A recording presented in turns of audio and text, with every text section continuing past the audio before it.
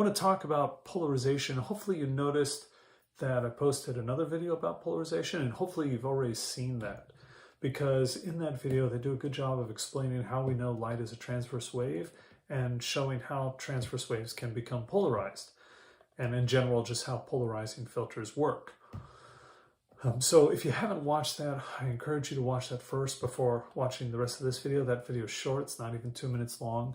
Again, they just do a good job of explaining the basics, but they don't explain everything. And there's a couple things that they left out that I really wanted to discuss and show you. So what I've got here is a polarizing filter, or some people call it a Polaroid. Either term is fine.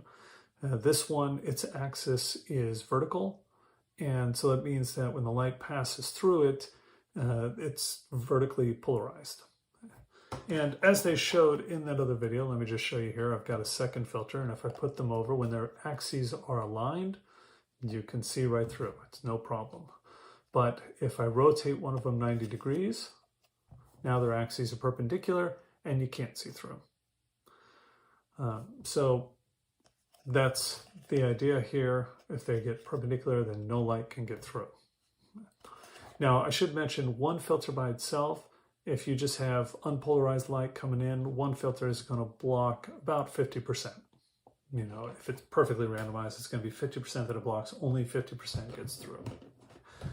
Now, one thing they really didn't address in the video that I wanted to talk about here is glare. So it turns out that when light strikes a surface, it tends to become polarized in the plane of that surface. So if it strikes a horizontal surface, that means the light is going to become horizontally polarized, mostly.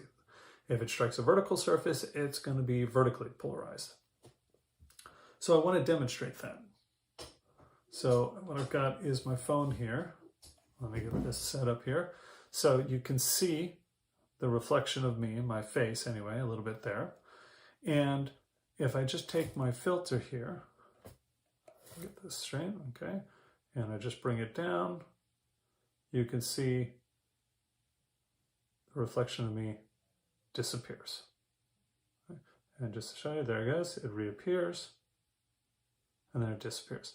And that's because those light rays are becoming polarized in the plane of the front screen of my phone. And so as such, when this comes up, you know, they're 90 degrees to this, and so they're blocked. They don't get through. This is why polarized sunglasses are so practical. If you're wearing them and you're driving, it's going to block a lot of the glare. So any of the light that bounces off the road a certain way, it's going to block that glare. And the same for if you go fishing. It's going to block the glare that comes off of the surface of the water. It's going to allow you to see into the water. That's assuming the water is calm. If it's really choppy, that won't be the case. But if you've got pretty much a calm surface, it's going to allow you to, it's going to block that glare and allow you to see into the water. And you can see what's in there. You can see the fish and whatnot. One thing to mention, this is a way to test polarized sunglasses. I know you'll find this surprising, but sometimes glasses, they claim they're polarized, but they actually aren't. But it's easier for you to test them. You can just take them out and you can just look to see, you know, by rotating them, do they block the glare or allow it? Or you could take two and cross them to see if they block all the light. So these are ways to test to see if the sunglasses are indeed actually polarized.